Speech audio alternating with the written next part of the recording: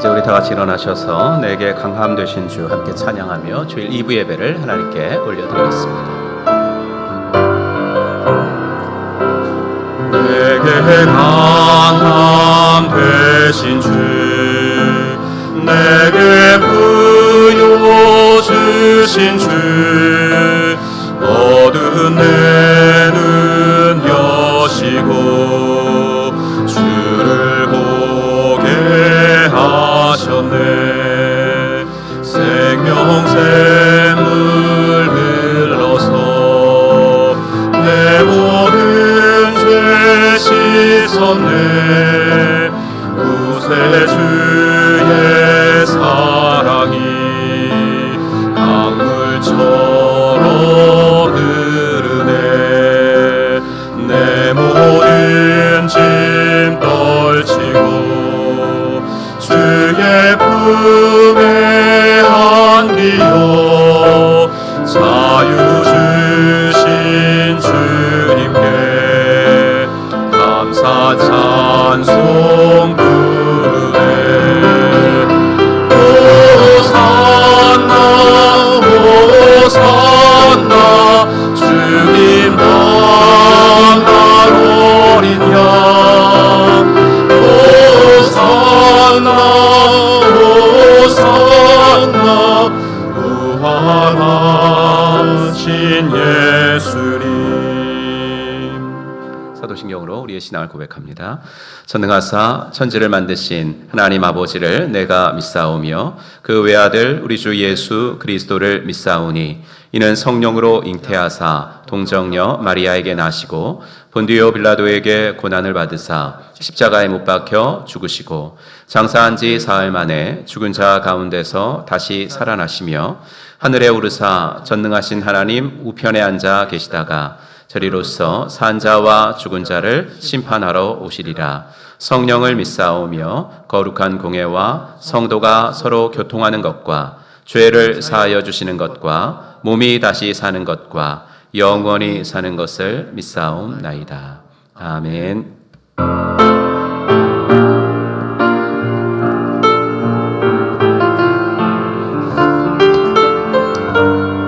나는 하나님을 예배하는 예배자입니다.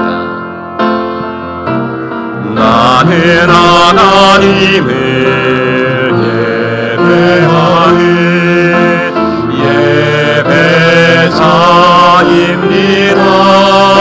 예배자입니다. 내가 서 있는 곳 어디서나 하나님을 예배합니다. 내 영혼 거룩한 은혜를 향하여 내 마음 완전한 하나님 향하여 이곳에서 바로 이 시간 하나님을 예배하니라. 나는 하나님을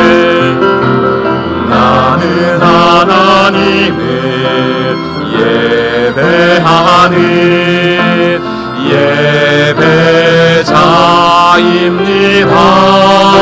예배자입니다. 내가 서 있는 곳 어디서나 하나님을 예배합니다. 내 영혼 거룩한 은혜를 향하여 내 마음 완전한 하나님 향하여 이곳에서 바로 이 시간 하나님을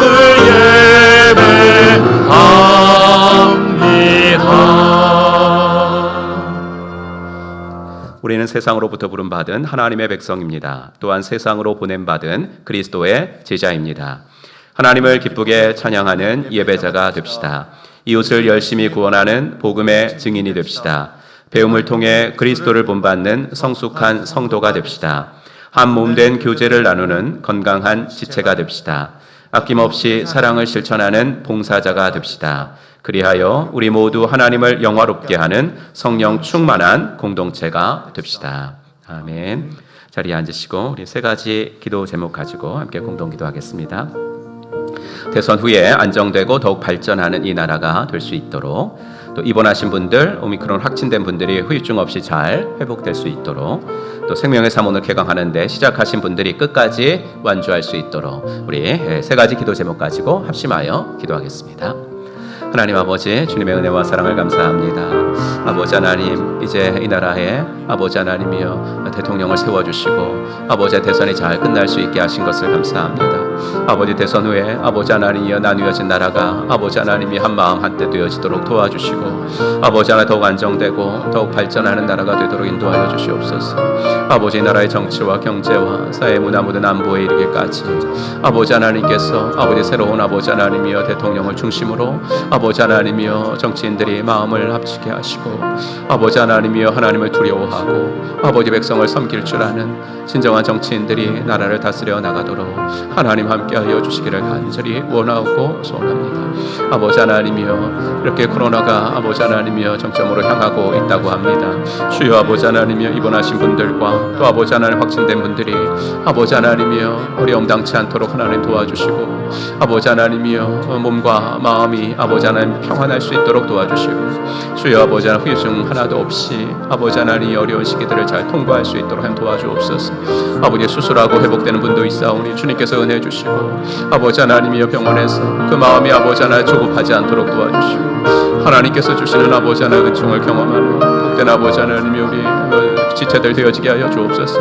하나님 아버지 또 생명의 삶이 아버지 하나님 오늘 개강합니다. 오늘과 아버지 하나님 화요일에 개강하는 아버지 하나님 생명의 삶 아버지 하나님이여 43분 위에 주님께서 함께하여 주시고 주여 아버지 하나님 은혜 주셔서 귀한 아버지 하나님이여 성경 공부를 하려고 마음먹었사오니 주여 아버지 하나님 감당할 수 있는 체력과 아버지 하나님 건강과 아버지 환경까지 허락하여 주시어서 아버지 하나님 중간에 포기하지 아니하고 아버지 끝까지 완주할 수 있도록 은혜를 허락하여 주시옵소서. 아버지 하나님이 우리 아버지 성도들은 아버지 하나님이 이들을 위해서 중보기도해 줄 수 있게 하시고 주여 아버지 우리 교회의 아버지 한 주일 예배와 목장 모임과 삶공부가 아버지 잘 차림매김되어서 하나님의 소원을 풀어드리는 귀한 교회가 되어질 수 있도록 하나님의 은혜를 더하여 주시기를 간절히 원하오니 우리 주님 붙잡아 주시고 은혜 베풀어 주시옵소서. 예수님의 이름으로 기도합니다. 계속하여 찬양하겠습니다.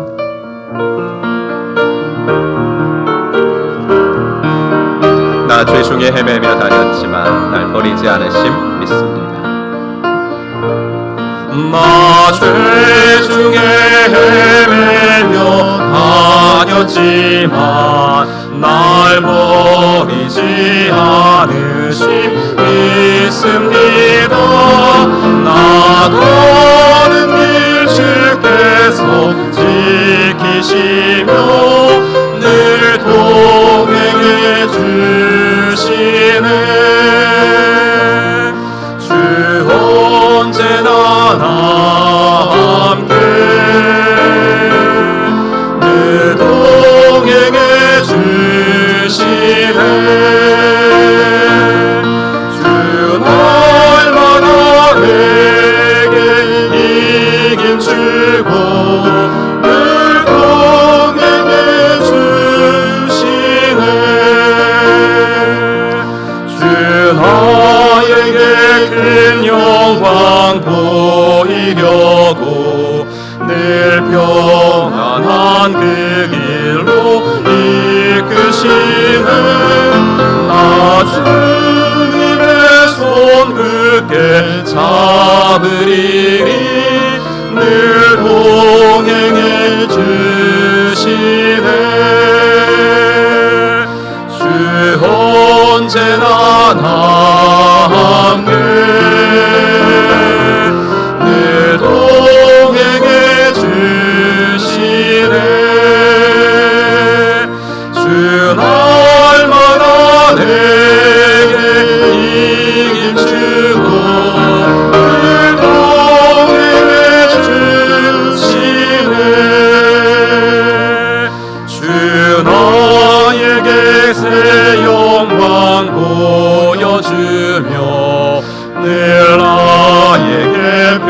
강함 주시겠네.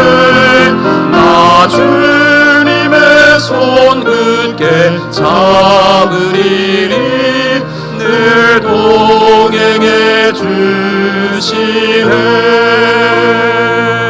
주 언제나 나와 함께 늘 동행해 주시네. 주 날마다 내게 이김 주고 늘 동행해 주시네. 이 찬양을 부르면서 잠깐만요. 네, 이 찬양 부르면서요. 먼저 말씀드렸어야 되는데 이 찬양이 새 찬송가는 없습니다. 예, 통일 찬송가에 있는데 웬일인지 새 찬송가에는 수록이 되지 않았어요. 그래서 통일 찬송가에 있는 곡입니다. 지금 이렇게 보니까 내 찬송가가 이거 불량품인가? 계속 이렇게 찾으시는 분들이 있는데 여기는 없고요. 예, 통일 찬송가 494장인가 그렇습니다. 제가 참 좋아하는 찬송인데 저도 앞만 찾아봐도 없더라고요. 근데 들어오지를 않았다는 거 말씀을 드립니다. 한 곡 더 찬양하겠습니다.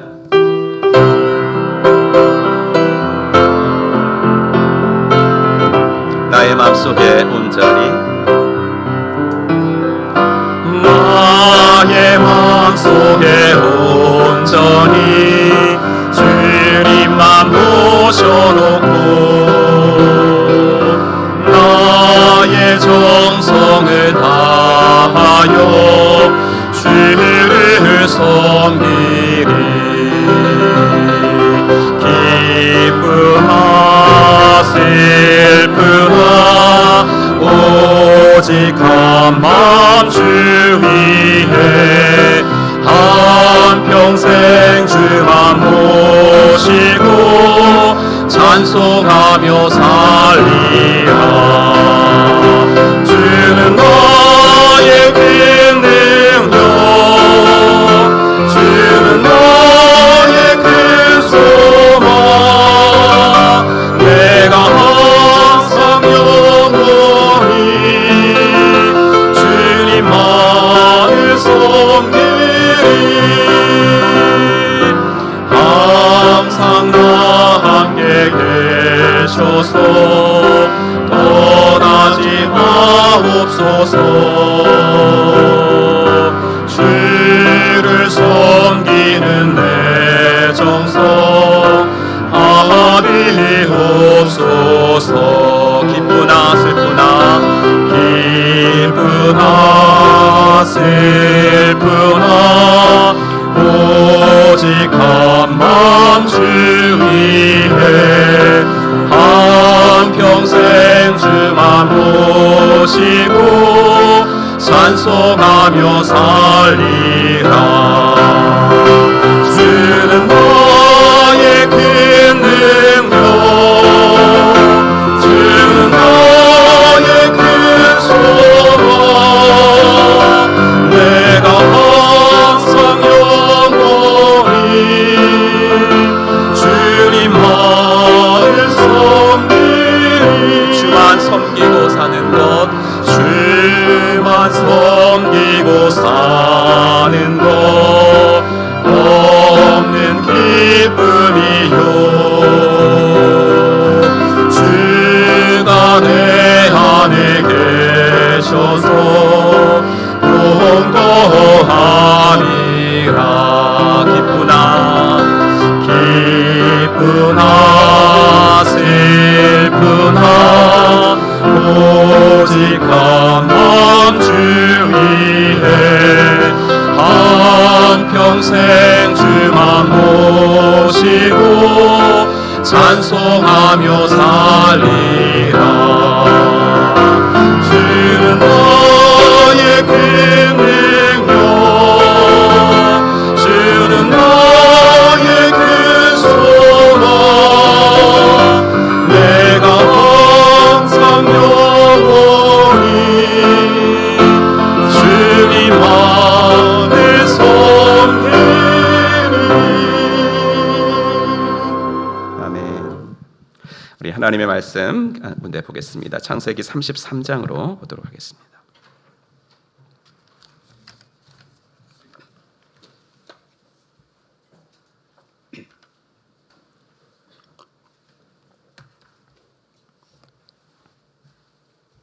구약성경 창세기 33장 1절부터 4절까지입니다. 구약성경 창세기 33장 1절부터 4절까지 우리 한 목소리로 같이 읽겠습니다. 야곱이 눈을 들어 보니 에서가 400명의 장정을 거느리고 오고 있는지라 그의 자식들을 나누어 레아와 라헬과 두 여종에게 맡기고 여종들과 그들의 자식들은 앞에 두고 레아와 그의 자식들은 다음에 두고 라헬과 요셉은 뒤에 두고 자기는 그들 앞에서 나아가되 몸을 7번 땅에 굽히며 그의 형 에서에게 가까이 가니 에서가 달려와서 그를 맞이하여 안고 목을 어긋 맞추어 그와 입 맞추고 서로 우니라. 아멘. 우리 함께 찬송 부르면서 헌금봉헌 시간 갖도록 하겠습니다. 우리 두 손 들고 함께 찬양합시다.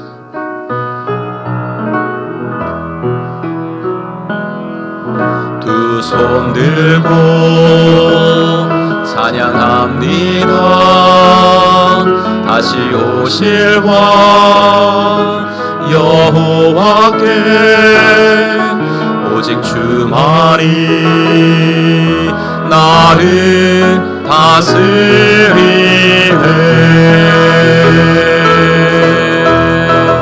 나 주님만을 섬기리. 헛된 마음 버리고 성령이여 내 영혼 충만하게 하소서. 주님 앞에 내 생명 드리리라.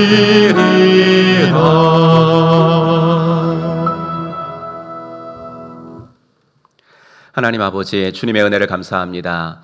메말랐던 대지에 하나님께서 단비를 내려주셔서 감사합니다.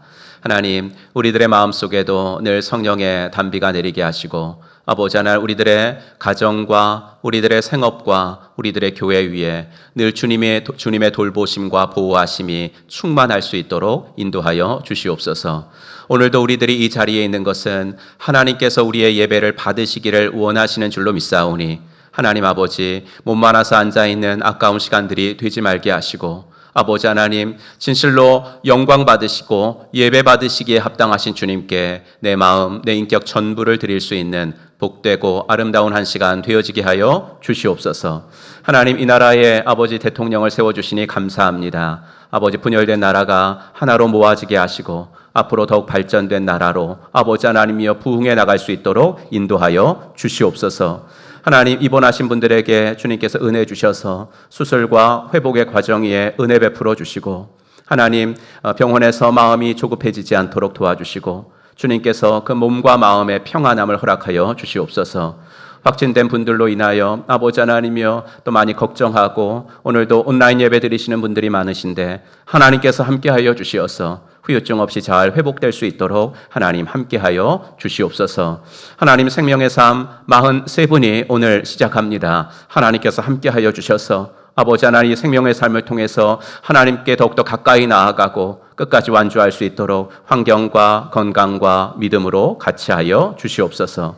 오늘도 귀한 헌금을 구별하여 드리나이다. 이 예물이 쓰여지는 곳에 주의 영광이 드러나게 하시고 아버지 하나님, 우리 성도님들 다니시는 직장에서는 꼭 필요한 사람 되어지게 하시고 운영하시는 일터가 주님을 주인으로 모시고 아버지 흥왕해 나갈 수 있도록 하나님 인도하여 주시옵소서. 아버지의 모친을 아버지 하나님 하늘나라로 보내고 또 아버지 하나님이여 이제 장례를 시작하는 가정도 있사오니 우리 주님께서 함께 하시고 하나님 그곳에도 하나님께서 은혜를 더하여 주시옵소서. 예수님의 이름으로 축복하며 기도하옵나이다. 아멘.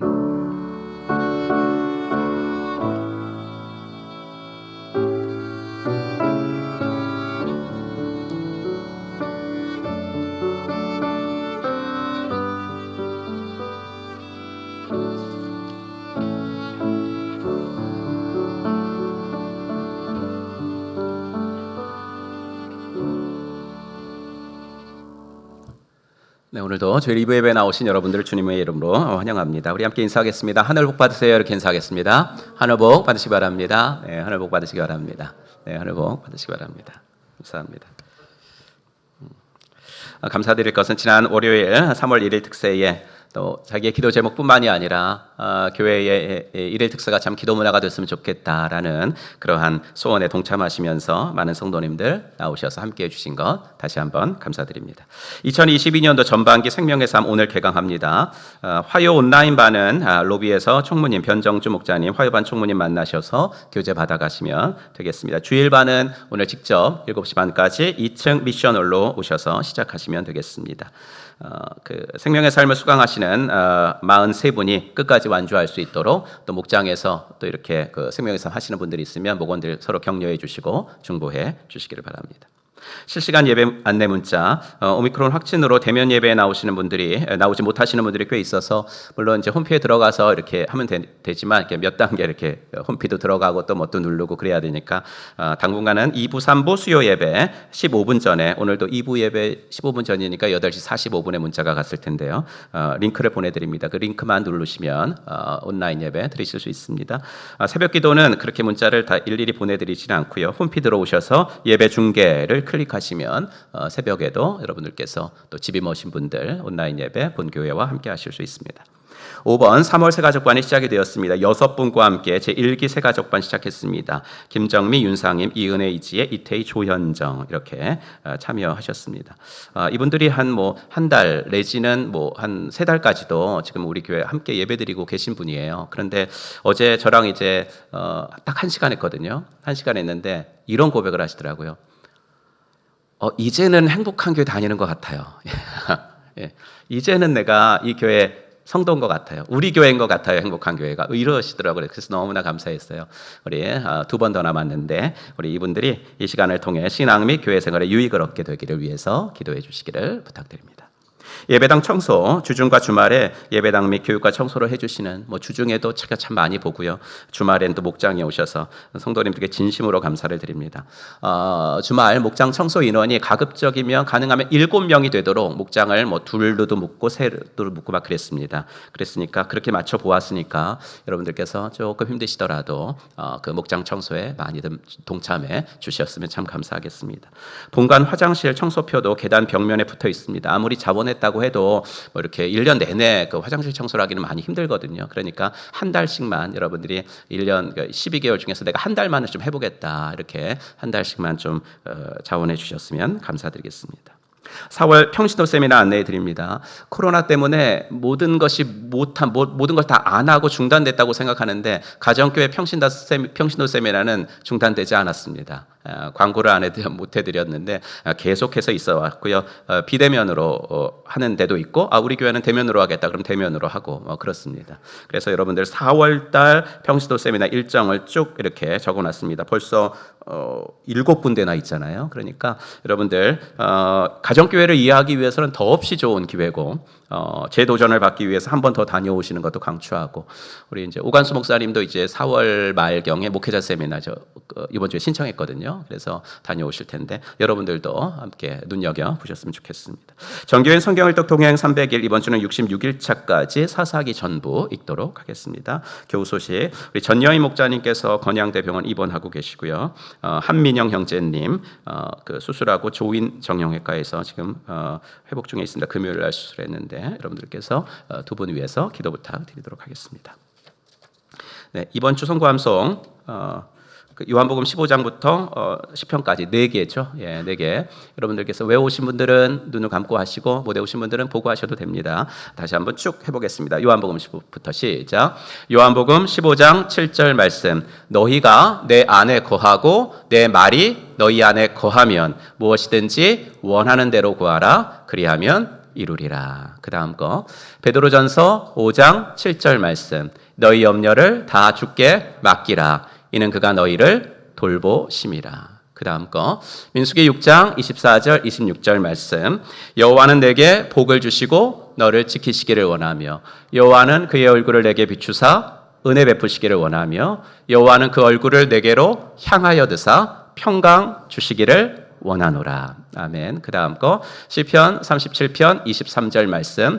여호와께서는 사람의 걸음을 정하시고 그의 길을 기뻐하시나니. 아멘. 네, 잘하셨습니다. 이번 주권은 아주 짧은데 너무 힘이 되는 말씀입니다. 같이 읽습니다. 시작. 야고보서 4장 8절 말씀. 하나님을 가까이 하라. 그리하면 너희를 가까이 하시리라. 아멘. 이 시간에는 오늘은 우리 호산나 찬양대 단원 중에 한 분이신 맹가연 자매님 나오셔서 특별 찬양으로 함께해 주시도록 하겠습니다.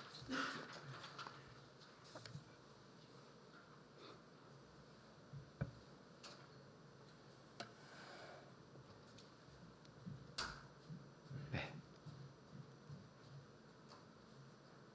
우리 박수로 한번 격려해 드리도록 하겠습니다.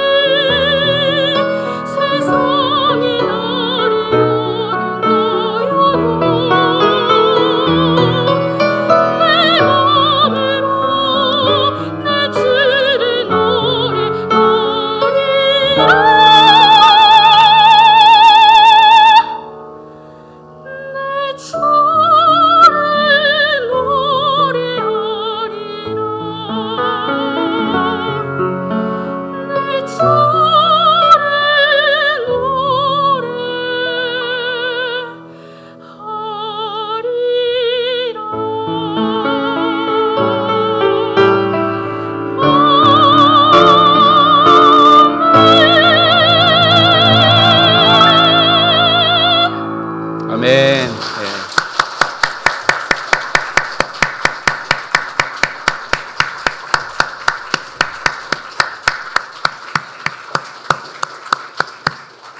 네, 너무 가사도 좋고요. 너무 아름다운 찬양이었습니다. 감사합니다. 오늘은 창세기 33장 1절부터 4절 말씀 가지고 성도의 능력은 어디에서 오는가라는 제목으로 하나님의 말씀 증거하겠습니다. 오늘부터 드디어 생명의 삶이 시작이 됩니다. 22기니까 한 해에 보통 2기수씩 했다고 치면 10년 넘게 이어진 성경 공부니까 많이 익숙한 이름이지만 코로나로 인해서 최근 2, 3년은 삶 공부가 제공이 안 되었으니까 여러분들도 오늘 생명의 삶 개강이 정말 막 설레고 두근두근하고 그러실 줄 압니다. 나만 그렇구나. 역시 나만 그래요. 늘 나만 그래요. 생명의 삶 첫 시간에 이런 질문을 드립니다. 신앙생활에서 가장 중요한 것은 무엇이라고 생각하십니까? 라는 질문이죠. 그럼 공부 잘 안 하거나 못하는 아이들이 왜 안 하거나 못하냐면 왜 공부해야 하는지 그 목표가 없고 목적을 모르기 때문에 공부를 안 하거나 못합니다. 하지만 이런 애들도 뒤늦게라도 이 목적만 발견하고 바로 정립하면 무섭게 공부하는 애들이 있습니다. 그래서 좋은 대학도 가고 유학까지도 가고 그렇습니다. 이렇게 목적이라는 것은 참 중요합니다. 그렇다면 신앙생활의 목적이 무엇일까? 이 목적을 알아야 신앙생활을 보람있게 하고 신앙생활을 행복하게 만들어주는 그 목적이 무엇일까? 너무나 중요한 것이기 때문에 수업 시간에 가능하면 시간이 가더라도 여러분들에게 좀 여쭤봅니다. 정답은 관계입니다. 하나님과의 관계, 이웃과의 관계. 이 두꺼운 구약 성경, 이 율법을 예수님이 단 2가지 이렇게 요약을 하셨으니까 이것이 신앙생활의 목적이라고 해도 과언은 아닙니다. 그런데 이 둘 중에서 그리스도인들이 잘하는 것은 전자입니다. 하나님 사랑. 많은 그리스도인들은 이것은 누가 시키지 않아도 너무나 잘합니다.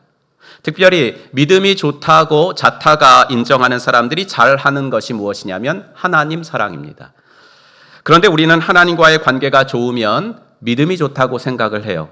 본인도 그렇게 생각하고 남도 그렇게 인정해주고. 그런데 안타깝게도 그런 분들이 이웃과의 관계는 그러지 못하신 분들이 있습니다. 그래서 신앙생활에 행복도 없고 능력도 나타나지 않습니다. 성도의 능력은 다른 게 아니거든요. 이웃과의 관계가 좋아지는 것이 성도의 능력입니다. 관계가 좋아지는 것이란 뭐냐면 소극적으로 저 사람과 내가 좀 불편한 관계 생기지 않는 것, 그것을 말하는 게 아니라 말 그대로 관계가 좋아지는 겁니다. 관계가 풍성해지는 것입니다. 그럼 믿음이라는 거, 하나님과의 관계라는 것은요, 손에 잡히는 것도 아니고요, 눈에 보이는 것도 아니잖아요. 왜냐하면 우리의 신앙의 대상, 믿음의 대상인 하나님께서 영이시기 때문에 그렇습니다. 그래서 예수님은 첫째는 내 마음과 목숨과 뜻을 다하여 하나님을 사랑하는 것이고, 둘째는 라고 말씀하실 때 그 앞에 무슨 말씀을 하셨어요? 둘째는 이와 같으니 라고 말씀하셨죠. 둘째는 이와 같으니 내 이웃을 내 몸과 같이 사랑하라 말씀하셨습니다. 이와 같으니, 즉 하나님과의 관계라는 것이 눈에 보이고 손에 잡히는 것이 아니라 측정할 수가 없으니 하나님과의 관계와 그 비중과 그 수준이 똑같은, 즉 이와 같으니 이거예요. 똑같은 이웃과의 관계로서 하나님과의 관계를 측정하고 증명해내라 라는 말씀입니다. 믿음이 좋다고 해도 주위 사람들과의 관계가 좋지 않으면 그 사람은 주위 사람도 불편하게 하고 본인도 행복하지 않고 믿음이 주는 유익도 누리지 못하니까 믿음이 좋은 사람이라고 말할 수가 없지요. 믿음이란 이웃과의 관계 속에서 뿌리를 내려야 하고 이웃과의 관계 속에서만 증명될 수 있다는 것을 우리는 한순간도 잊으면 안 됩니다. 그러면 어떻게 하면 이웃과의 좋은 관계 유지하면서 살 수 있을까? 오늘 본문은 헤어졌던 야곱과 에서가 만나는 장면이죠. 그런데 20년 전 그 헤어짐의 계기가 무엇이었습니까? 야곱이 팥죽 한 그릇에 형의 장자권 사고, 그리고 이제 그 몸에다가 막 짐승 털도 이렇게 붙이고, 그러면서까지 아버지를 속이고 장자의 축복까지 빼앗아서 달아난 것이기 때문에 이 형제의 20년 만의 상봉은 반가움이 아니라 극도의 긴장감이 맴도는 그런 만남이었다고요. 화가 머리끝까지 치밀었을 에서를 피해서 외삼촌 라반의 집에서 20년을 피해 살아온 야곱으로서는 형과의 만남이 죽느냐 사느냐 기로에 선 그런 만남이었습니다. 야곱의 눈에 저 멀리 400명의 장정들을 이끌고 오는 에서가 보였습니다. 여러분 얼마나 무서웠겠어요? 얼마나 공포심에 짓눌렸겠습니까? 그런데 그런 에서에게 야곱이 취한 행동이 무엇이었냐면 3절입니다. 세 번역으로 읽어드리면 야곱은 맨 앞으로 나가서 형에게로 가까이 가면서 7번이나 땅에 엎드려 절을 하였다. 야곱은 형 앞에서 7번 몸을 굽혀 땅에 굽히면서 엎드려서 절을 합니다. 그 당시 문화에서 7번 절을 하는 것은 왕 앞에서 그렇게 했다라는 기록이 있습니다. 또 죽을 죄인이 목숨만은 살려달라고 간청을 할 때 7번 절을 했다라는 고대 문서에 기록들이 많이 나옵니다. 그래서 어떤 학자들은 이 부분에서 약삭 빠른 야곱의 모습을 찾습니다. 야곱은 태어날 때부터 그런 사람이었으니까, 형과 아버지를 속일 때도 야곱은 그런 사람이었으니까 여기서도 어떻게든 위기를 모면해 보려고 약삭 빠르고 비겁하게 목숨을 부지하기 위해서 그런 임기응변식의 행동을 했다라고 해석을 합니다. 하지만 이 창세기 33장 전에 창세기 32장에서 무슨 일이 있었는지를 우리가 안다면 이런 해석을 취할 수 없습니다. 바로 전장에 있는 사건이 브니엘 사건이죠. 브니엘보다 좀 더 익숙한 이름으로 말씀드리자면 야복강가에서 야곱이 천사와 하나님의 천사와 씨름한 사건이잖아요. 그래서 그 하나님의 천사와 겨루어 이겨가지고 야곱이라는 이름이 이스라엘의 축복의 이름으로 바뀐 사건이잖아요. 그러니 지금 야곱이 형 에서에게 보인 행동을 이전에 야곱이 보였던 그런 약삭빠른 행동과 같은 것으로 볼 수 없다는 이야기입니다. 에서는 야곱의 쌍둥이 형이거든요. 형이긴 하지만 동갑이에요. 물론 야곱이 잘못한 것은 100번 맞지만 이렇게 7번까지 땅에 엎드려가지고 절을 할 만큼의 사이는 아니라고요. 하지만 야곱은 절을 합니다. 그러므로 그것은 결코 이번에도 자기 목숨을 보존하려는 야곱의 임기응변식의 행동은 아니었다는 이야기입니다. 그것은 그만큼 야곱이 성숙됐다는 표현이었어요. 하나님 만났잖아요. 예전에 야곱은 아니라는 증거였습니다. 하나님 만났잖아요. 야곱의 믿음이 성장했다는 표식이었습니다. 여러분, 브니엘 사건, 야복강 사건, 이것은 하나님과 야곱만이 하는 사건이거든요. 이 사건은 야곱의 가족들도 몰라요. 무슨 말입니까? 하나님과의 관계가 좋아진 것은 하나님과 나만이 안다고요. 그리고 그것은 눈에 보이지도 않고 손에 잡히지도 않는 거라고 말씀드렸죠. 그런데 그 브니엘 사건 이후에 하나님이 곧바로 만나게 하는 것이 누구라고요? 에서라고요. 20년 동안 풀지 못하고 있던 에서를 하나님이 곧바로 만나게 하신다고요. 하나님이 이 지점에서 야곱에게 하고 싶으신 말씀이 뭐겠어요? 그러면 하나님이 야곱에게 이 지점에서 보고 싶으신 것이 뭐겠어요? 하나님과의 관계가 좋아진 증거를 너 에서와의 관계로 증명해내라 라는 요청이죠.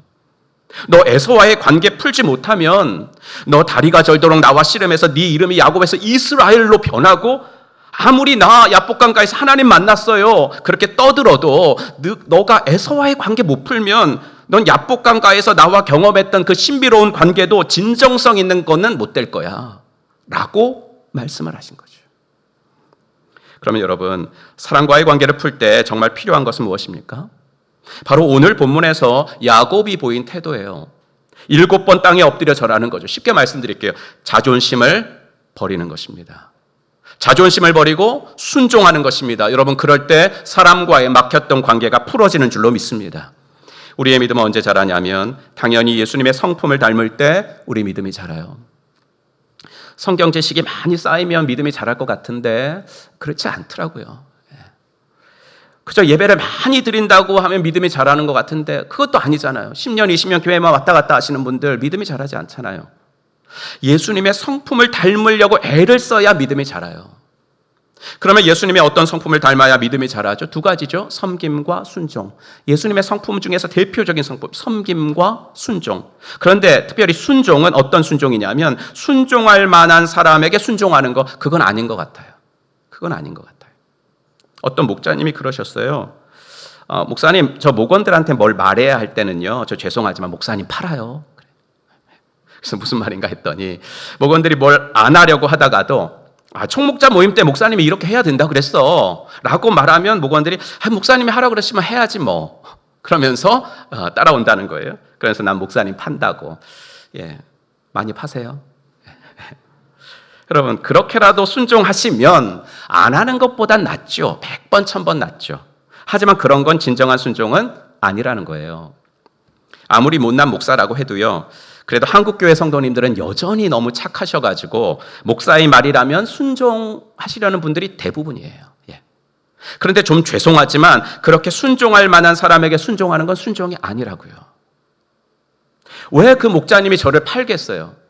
목원들이 목자의 말을 순종하지 않기 때문이죠. 아무리 목자지만 나랑 똑같은 평신도거든요. 나랑 똑같은 집사거든요. 또 어떤 목원들은 목자를 생각하기를 저 목자는 나보다 성경도 잘 모르는 것 같아. 그리고 나보다 신앙 연륜도 좀 짧은 것 같아. 그러니 순종하기가 싫은 거죠. 순종하려니까 자존심이 상하는 거죠. 왜 내가 저 사람 말을 들어야 되나? 아무리 목자라고 해도. 왜 내가 저 사람 앞에서 낮춰야 하나? 이 생각이 드는 거죠. 하지만 진정한 순종은 그럴 때 순종하는 거예요. 내가 굳이 순종할 필요가 없는 것 같은 사람에게 순종하는 거죠. 내가 굳이 낮출 필요가 없는 사람 앞에서 내가 한번 낮추는 거예요. 그게 진정한 순종이죠. 목사에게 순종하는 거, 회사 가서 사장에게 순종하는 거. 사장한테 순종을 해야지 어떻게 순종을 안 해요. 그죠? 그러니까 순종할 만한 사람에게 순종하는 것은 순종은 아니라고요. 결혼 주례를 한 중에서 가장 나이 차이가 많이 났던 커플이 14살 차이가 났었어요. 그래서 그 자매를 데리고 온 그 형제한테 제가 그랬죠. 형제가 무슨 연예인이야? 그랬죠. 14살 아래 자매를 데리고 왔어요. 하지만 그렇게 나이가 차이가 나도요. 일단 결혼하면, 그렇죠. 여러분 경험하시죠? 일단 결혼하면 그 나이 차이 잘 못 느껴요. 부부 사이에는. 그래서 서로 순종을 잘 안 해요. 물론 아내가 나이가 한참 적다고 해서 남편은 위, 아내는 아래. 그러면 그거 건강하지 못한 부부관계죠. 하지만 성경은 남편은 아내를 사랑하고 아내는 남편에게 순종할 때 건강하고 행복한 가정 된다. 이렇게 말씀을 하셨거든요. 그런데 부부들에게 물어보면 가장 순종하기 어려운 대상이 배우자다. 이렇게 말을 해요. 그래서 진정한 순종은 내가 순종할 만한 대상에게 순종한 것이 아니라 관계가 대등해서, 남편과 아내 관계가 대등한 거죠. 대등한 것 같아서 내가 굳이 순종까지는 할 필요가 없는 사람에게 순종하는 것이 진정한 순종이라는 거죠. 이런 순종은 결코 내 입만으로는 못합니다. 그러나 기도하면서 이런 순종의 사람 되고 싶어요. 하나님께 사모하면 주님이 도와주시는 줄로 믿습니다. 그럴 때 자기 낮춤은요, 그건 비굴함이 아니에요. 그것은 거기서 성도의 능력이 나오는 원천이 되는 줄로 믿습니다. 그럼 목사가 어떤 멘트를 할 때는요, 그 속에 어떤 의도된 메시지를 넣고 싶어서 일부러 그 말을 하는 경우가 많거든요. 예를 들어서 짧은 축도만 해도 그렇습니다. 저는 항상 축도를 이렇게 시작을 해요. 이제는 허물과 죄로 죽었던 우리를 다시 살려주신. 왜냐하면요, 저는 제가 지금 사는 이유가 예수님의 십자가가 나를 다시 살려주셨기 때문이라는 게 너무나 감사해서 그래요. 그래서 성도님들, 이제 예배를 마치고 세상 속으로 나가는데 우리 일주일도 우리가 받은 이 구원의 은혜와 감격을 잊지 말기로 합시다 라는 것을 마지막으로 한 번 더 말씀드리고 싶어서 이런 말로 축도를 시작해요. 죽을랑 말랑 하는 사람을 고쳐주신 정도가 아니라 이미 죽었던 우리들을 살려주신 주님의 십자가 피공로를 잊지 말고 그 감격 속에서 살아갑시다. 이 얘기를 드리고 싶은 거예요. 또 축도 마지막 부분에 넣는 말은 당신의 사랑받는 자녀분들 머리 위에, 이 말을 넣거든요. 이 말에도 의도가 있어요. 이제 예배를 드리고 세상으로 나아가죠. 어떤 세상이에요? 아둥바둥 살아야 되고 경쟁하며 살아야 되고 치열하게 살아야 될 세상이잖아요. 그러니까 성도님들, 그런 세상 속에서 여러분들은 나는 전지전능하신 하나님의 자녀, 온 세상을 창조하신 부요하신 하나님의 자녀입니다. 그것도 눈밖에 난 자녀가 아니라 사랑받는 자녀입니다. 이 정체성을 가지고 살아가십시오. 그럴 때 난 세상이 감당치 못하는 하나님의 자녀다라는 자부심이 생기고요. 이 자존감이 높은 사람만이 어떤 삶을 살 수 있냐면 순종해야 할 필요가 없는 사람에게 한번 순종할 수 있고, 내 자존감이 높으니까 내가 굳이 낮춰야 할 필요가 없는 사람 앞에서도 내가 자존감이 있으니까 한번 좀 낮춰줄 수 있고 그렇거든요. 이런 메시지를 예배를 마치고 세상으로 나가는 여러분들께 드리고 싶은 거예요. 여러분, 누군가 이런 말을 했어요. 세상에서 가장 쉬운 일은 무엇이냐면 내가 한 번 엎드려서 해결되는 문제다. 내 자존심을 조금만 접고 내가 한 번 그냥 엎드려서 해결할 수 있는 문제가 세상에서는 가장 쉬운 문제다. 이렇게 얘기했거든요. 근데 우리는 이거 못하죠. 누가 내 자존심을 건드리면 죽는 줄 알아요. 죽고 사는 일 아니면 좀 넘어갈 줄도 알아야 되는데 내 자존심 상처받는 거 그게 죽고 사는 문제라고 생각해서 절대 그냥 넘어가지 않죠. 세상 사람들은요 이 용어를 잘 모르는데요. 신앙생활 좀 하신 분들만 아는 교회 전문 용어가 있습니다. 그 중에 하나가 뭐냐면 시험당했다. 이러면 이거 우리들만 알아요. 다른 사람, 예수 안 믿는 사람한테 시험 이렇게 얘기하니까 뭐 자격증 시험 봐요? 뭐 이렇게 얘기를 해. 시험 당했다. 이런 말을 잘 모르더라고요. 여러분, 이 시험 당했다라는 말이 쉽게 말해서 뭐냐면 누가 내 자존심 상하게 했다 이거거든요. 누가 내 자존심 상하게 했다. 목장에 나오다가 안 나오는 분들이 있습니다. 목장 단톡방에서 말도 없이 나가는 분들도 있습니다. 여러분들 뭐 단톡방을 여러 개 유지하고 계실 테니까 그런 분들 꼭 있죠. 그래갖고 이제 뭐 이렇게 잘못 누르면은 이렇게 나가게 되잖아요. 그래가지고 잘못 눌렀나 보다. 재초대를 하려고 하는데 재초대도 안 되게 해놓는 분들도 있습니다. 사실 누가 내 의사도 물어보지 않고 임의로 많은 사람들을 단톡방에 초청하는 경우도 있습니다. 그러면 이제 그냥 계속 나가게 나가죠. 그런데 여기서도요 사람의 성격이나 기질이 나타나요. 지지난주에 칼럼에다가 제 기질을 좀 소개했는데 저는 좀 소심합니다. 그래서 제 의사와는 상관없이 초청된 단톡방도 한 번도 나가본 적이 없습니다. 그래서 저는 단톡방이 되게 많아요. 너무 많아요. 저를 그래도 초대한 사람이 기분 나쁠 것 같아서 못 나가겠어요. 그냥 내가 소리를 죽여놓으면 되잖아요. 그렇죠? 내가 알람 설정을 오프로 해놓으면 되니까. 하지만 목장 단톡방은 그런 거 아니잖아요. 가족 단톡방이잖아요. 근데 말도 없이 나가요. 무슨 말이에요? 나 기분 나빠 라는 것을 이제 그렇게 표현하는 거거든요. 여러분, 교회를 다니다 보면요 나도 누군가에게 상처를 주고 나도 누군가에게 상처를 받아요. 이거 교회뿐만이 아니죠. 인생이 다 그렇죠. 지난주 새벽기도 시간에 이런 말씀 드렸어요. 우리가 왜 말씀을 읽어요? 우리가 왜 기도하고 여러분 왜 새벽기도해요? 이유는 하나예요. 내 양심이 무디어지지 않기 위해서 그래요. 내 양심이 무디어지지 않기 위해서.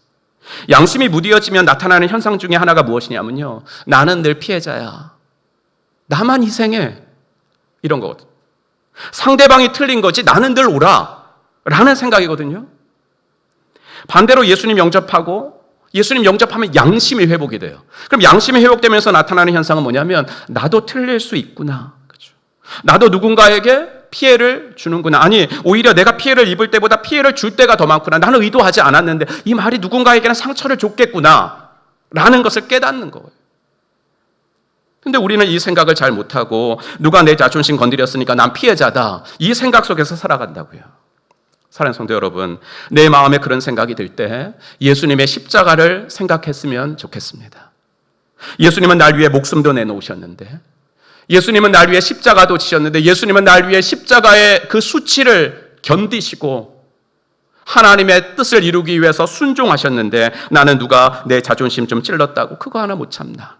이런 생각을 한 번이라도 했으면 좋겠습니다. 여러분 그럴 때 성도의 능력이 거기서 나오는 줄로 믿습니다.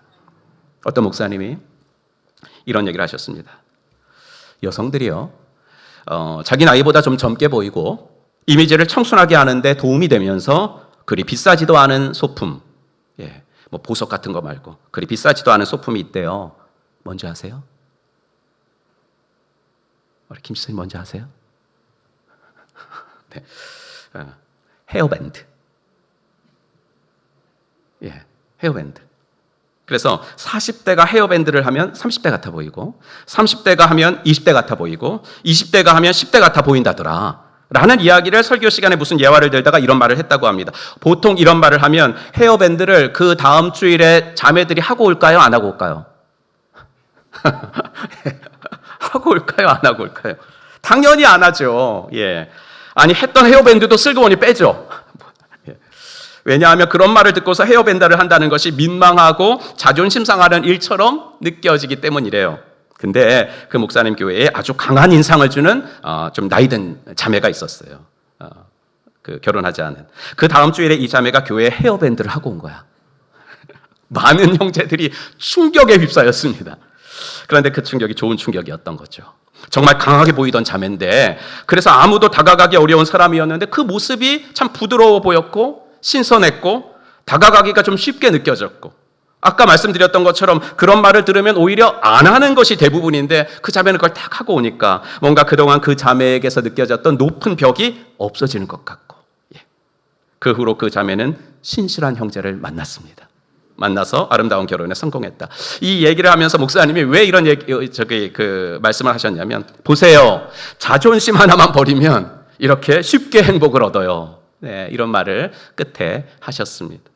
여러분, 자존심 때문에 인간관계를 스스로 어렵게 만드는 것만큼 어리석은 게 없어요. 그것만큼 사소한 일에 목숨 거는 거 없거든요. 언젠가 총목자 모임 때 미스터 선샤인 드라마 얘기를 좀 했어요. 여러분 다 보셨죠? 이병헌, 김태리 주연. 스토리나 연출이 너무나 훌륭했던 웰메이드 드라마였죠. 거기서 의병대장 황은산이가 이런 말을 해요. 우리가 하나를 보태갈 때마다 그들은 열을 보태간다. 나라를 지키려는 이가 100명이면 나라를 팔겠다는 놈들은 1000명이다.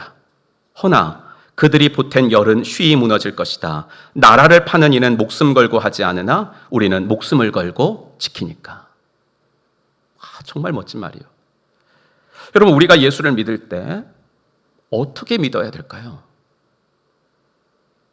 의병처럼 믿어야 되지 않을까요? 그래야 세상이 감당치 못하는 하나님의 사람들로 살 수 있지 않을까요? 대전 온천교회에 있을 때부터 우리 행복한 교회 청년부의 슬로건이었어요. 세상이 감당치 못하는 청년들. 근데 우리 원로 목사님께서 이것을 우리 청년들에게 주실 때는 우리 모든 교인들에게 이것을 좌우명으로 주신 거거든요. 세상이 감당치 못하는 하나님의 사람들. 그럼 우리가 세상을 감당치 못하고 정말 생명 걸고 지켜야 할 것이 무엇일까요? 적어도 내 자존심은 아니라는 거죠, 그게. 적어도. 쓸데없는 자존심이야말로 우리의 인간관계를 깨트려서 우리의 신앙생활을 행복하지 못하고 성도의 삶에서 능력이 나오는 것을 방해하는 가장 주된 적이라는 거 잊지 말아야 합니다. 하나님이 여러분 주위에 여러분의 자존심을 내려놓게 하시려고 두신 한 사람이 꼭 있어요. 꼭 있어요. 예. 주위에 친척 중에도 있고, 성도 중에도 있고, 목원 중에도 있고요. 가시같이 나를 아프게 하고 수시로 나의 자존심을 건드리는 사람이 분명히 내 주위에는 한 명은 있거든요. 여러분, 노벨 평화상 받는 사람, 나는 온 세상을 사랑합니다. 노벨 평화상을 받을 만큼 인류를 사랑하는 휴머니스트라 할지라도 그가 자기 옆에 있는 한 사람 품지 못하고 끌어안지 못하면 그 사람의 온 세상을 사랑한다는 그 말은 거짓말이에요. 야곱이 에서 앞에 7번 무릎을 꿇고 절했습니다. 자존심 다 내려놓고 그렇게 해서 그 순간 야곱은 온 세상을 끌어안은 것이고 온 세상을 사랑한 것입니다. 한 사람을 사랑하는 것이 온 세상을 사랑하는 것이고, 한 사람을 사랑하는 것이 바로 우리 하나님을 사랑하는 것입니다. 여러분, 바울이 말한 그의 선교 원칙 한 가지, 고린도전서 9장 22절 우리 세 번역으로 한번 같이 읽어보겠습니다. 믿음이 약한 사람들에게는 약한 사람들을 얻으려고 약한 사람이 되었습니다.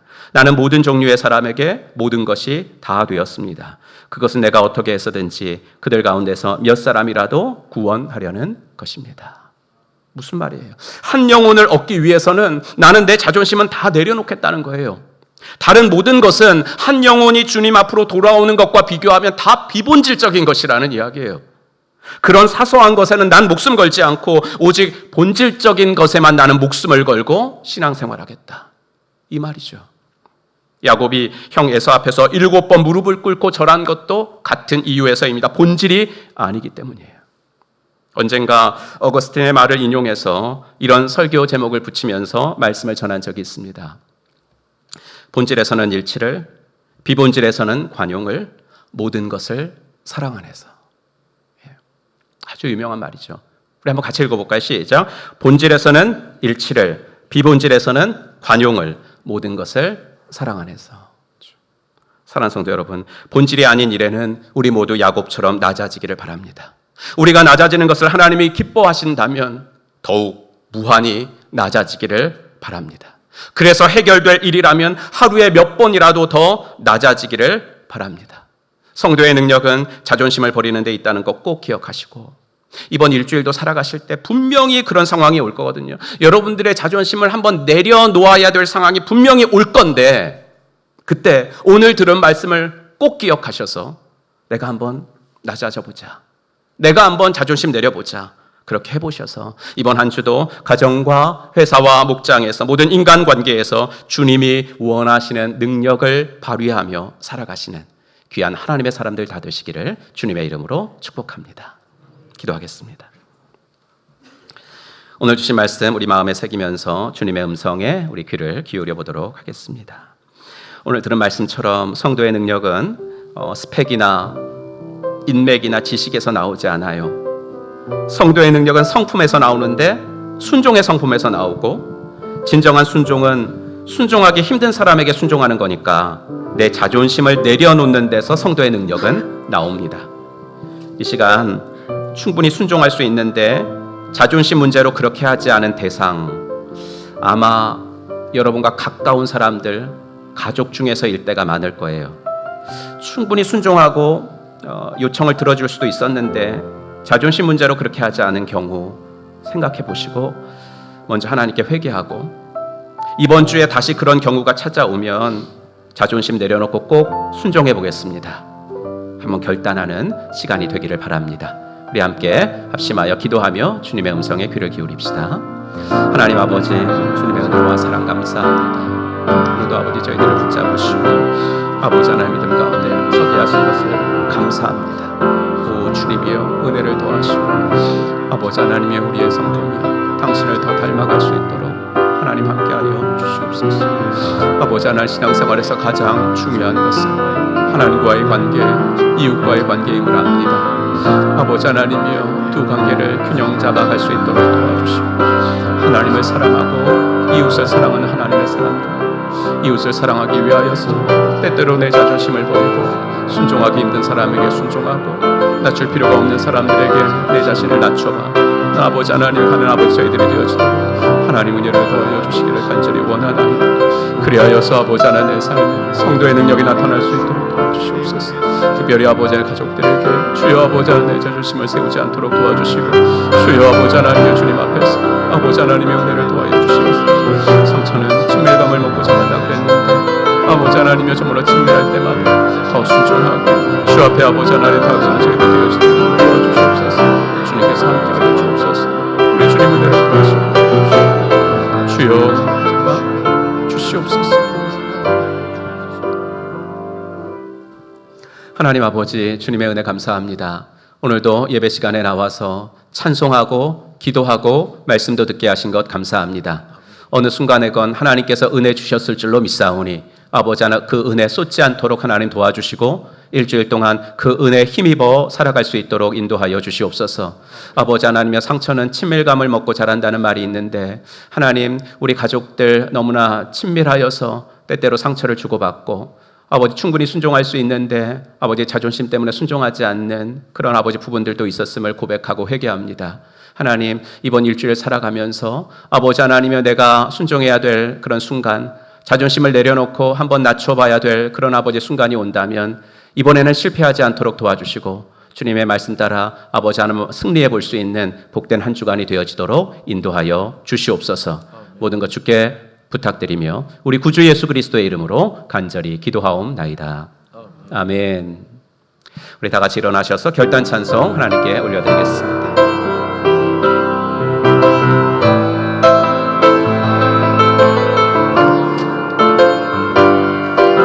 우리에겐 소원이 하나 있네.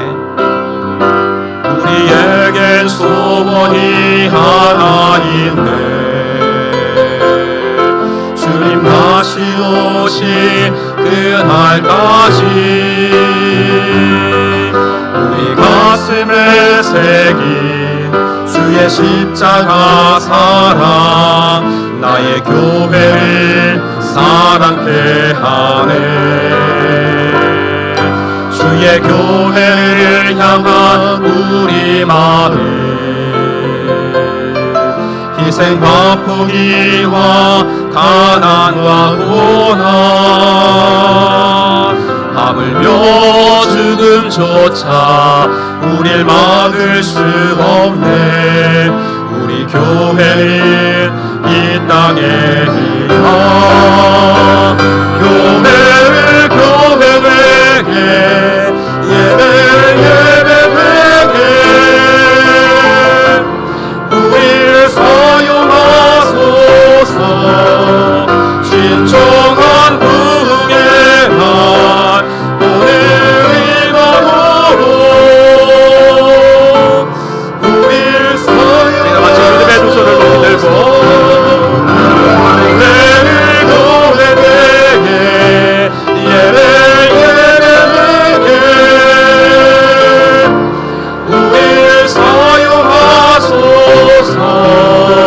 신청한 부흥의 날 오늘 임하도록 우리를 사용하소서.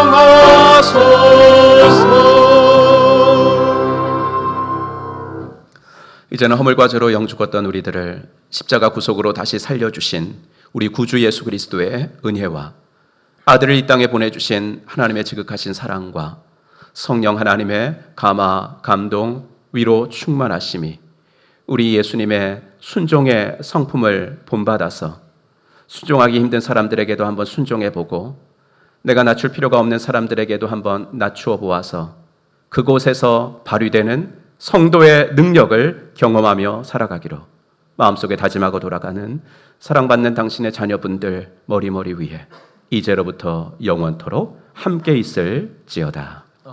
아멘.